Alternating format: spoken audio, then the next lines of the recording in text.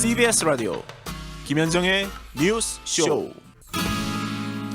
친절한 대기자 권영철 대기자 어서 오세요. 안녕하십니까. 예, 오늘 큰 얘기 가지고 오셨네요. 남북 정상회담 관련 얘기니까 큰 얘기긴 큰 얘기죠. 합니다만은 이거 취재 쉽지 않으셨을 텐데. 그렇습니다. 사실은 뭐 남북 정상회담이라는 게 이제 예정하고 다 공개적으로 해서 하는 건 아니다 보니까 아니니까요. 다들 말들을 조심하고 사실 또 현실적인 문제들이 있어서 네네. 좀 그런 게 있습니다. 어쨌건 남북 정상회담이 열리게 된다면은 문재인 정부에서만 네 번째 4차 정상회담이 되는 거고요. 그게 이제 2000년, 2007년 두 번 있었으니까 6차가 되는 건데. 그럼 오늘 내용은 갑자기 이 얘기가 왜 나오는 것이냐? 네. 정말 성사될 가능성은 얼마나 있는 것이냐? 이게 되겠네요. 사실 이게 성사 가능성, 가시적인 움직임 이런 질문을 던지면은 좀 답변하기가 좀 애매해집니다. 가시적인 합의나 진전이 있다고 하기에는 이르고 네. 그렇다고 아무것도 없다고 하기에는 그건 또 아닌 그런 상황인 겁니다. 하나하나 좀 따져보죠. 우선 예. 시작은 지난 네. 7월 27일에 네. 통신 연락선, 남북 간의 통신 연락선 끊어졌던 게 복원된 거 네, 거기서부터잖아요. 예, 그것도 정전 협정일에 맞춰서 발표하는 거는 사실 나름 의미를 둔 거겠죠. 맞아요. 그러니까 이제 이게 남북이 각각 발표를 했고 그러면서 양국 정상이 여러 차례 서신을 주고받았다는 것 네. 이게 새롭게 나왔고요. 또 상호 신뢰 회복과 관계 개선에 합의했다는 것도 주목할 부분인 겁니다. 예. 문제는 이제 그 다음 날 외신에서 남북이 정상회담 개최를 논의하는 중이라는 보도가 나왔죠. 네, 네. 청와대가 뭐 바로 부인을 했습니다마는 또 국정원이 8월 2일 뭐 이번 주 월요일 날 국회 정보위원회를 긴급 개회를 요청했다 이런 보도가 나오면서 또 실제 3일 날 정보위가 열렸고요. 맞아요. 박지원 국정원장이 한미 연합훈련 중요성을 이해하지만은 남북 대화의 모멘텀을 이어가고 북한 비핵화의 큰 그림을 위해서는 한미 연합훈련에 유연하게 대응하는 것도 검토할 필요가 있다 이런 제언을 했어요.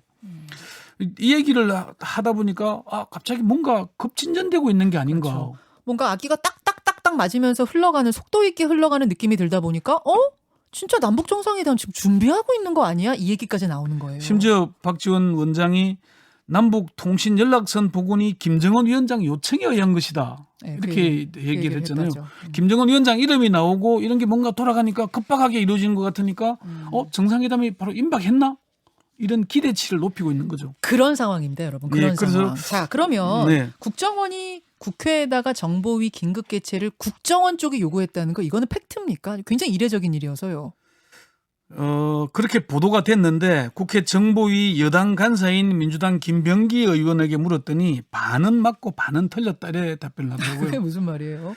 김 의원은 국정원과 직접 통화한 사람 중 한 명이라고 얘기를 하면서 예.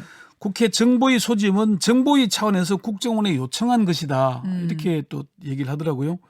김 의원은 남북 통신 연락선이 복구된 뒤에 개별 언론사에서 보도가 너무 많이 쏟아지고 있다. 그리고 추측성 보도가 너무 많다. 특히 정상회담 관련해서.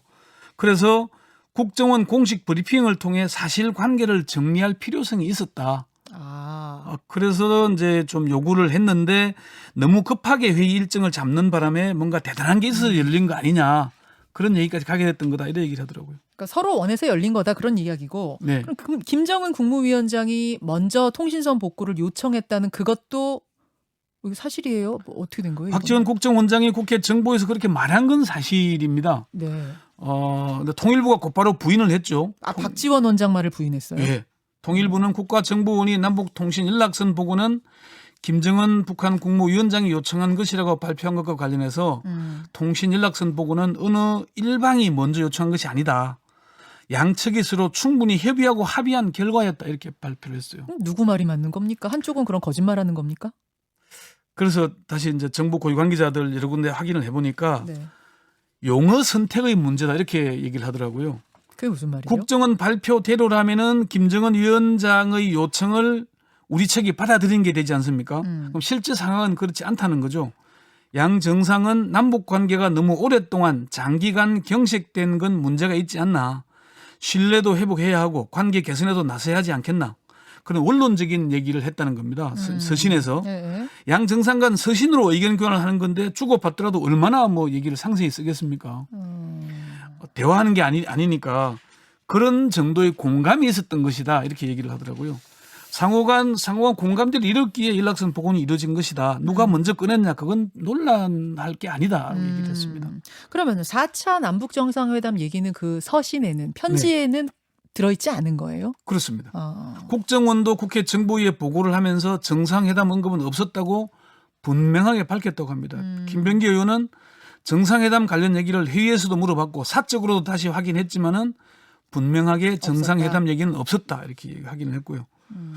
김 의원은 화상회의는 보도된 대로 북측에 제의를 했는데 화상회의는 정상회담용이 아니라 실무회담을 얘기하는 것이다. 이렇게 실무자들. 얘기까지 그렇죠. 했고요. 자, 그러면 이제 다시 우리의 궁금증. 네. 4차 남북 정상회담이라는 게 네. 열릴 가능성이 진짜 있습니까? 있다면 몇 %나 됩니까? 우리 정부에서는 열렸으면 하는 기대를 갖고 있는 건 사실이고요. 누구도 이걸 부인하지는 않습니다. 아하. 그렇지만 회담이란 어느 일방의 기대나 의지만으로 되는 건 아니지 않습니까? 아니죠. 2018년 상황처럼 갑작스럽게 정상회담이 이뤄질 가능성을 완전히 배제하기는 어렵겠지만은 현실적인 제약이 너무 많습니다. 물론 뭐 여러 가지 여건이나 분위기는 좋은 것도 맞습니다. 올해가 남북이 유엔에 동시 가입한 지 30년이 되는 해고요. 네. 또 탁현민 청와대 의전비서관이 유엔 본부가 있는 뉴욕에 공무상 출장을 갔다 왔잖아요. 그래서 뭔가 있는 게 아닌가는 기대치 또 추측을 낳고 있긴 합니다만은 또 내년 초에 베이징 동계올림픽이 있죠. 네네. 남북 정상이 자연스럽게 만나는 것도 상상해 볼 수 있고. 아, 중국이니까. 네. 뭐 기차 타고 가면 되는 거니까. 김정은 위원장도 올 수 네. 있다. 한 발 더 나아가서 남북 미중 4개국 정상이 여기서 만날 수도 있지 않겠냐 이런 얘기까지 있는 건 사실입니다. 그래요. 여기에 또 교황의 방북설이 계속 나오면서 교황이 서울을 거쳐서 판문점을 거쳐서 평양으로 가는데 이때 문재인 대통령이 같이 가는 방안에 대한 얘기도 나오고 있는 것은 사실입니다. 교황 방북설. 예. 거기에 동행한다. 네네. 뭐 이런 여러 가지들이 있긴 하지만은 글쎄 이제 본론으로 들어가서 정부 고위 관계자, 그러니까 여기 당국자들 말은 뭐예요? 이 가능성에 대해서? 뭐 열린다면 좋겠지만은 열리기 전에 사전 준비 단계가 너무 많이 필요하고 뭐 시일상 지금은 신뢰 회복의 첫 단계다, 첫 발을 띈 거다 이렇게 봐달라 이렇게 첫 얘기를 합니다. 단계다. 예. 너무 첫 단계 이제 첫 걸음 뗐는데 저 끝에 목표물에 가 있는 그런 좀 아주 성급하게 가지 말으라는 얘기들을 많이 합니다. 그렇게 생각하는, 그러니까 아직 생각하기 이르다라고 하는 이유는 뭘까요? 근거를 좀 들어본다면. 첫 번째는 아직 코로나 사태 종식이 요원하기 때문입니다. 코로나 문제가 해결되어야 남북 정상회담이건 북미 정상회담이건 가능하다는 겁니다. 네.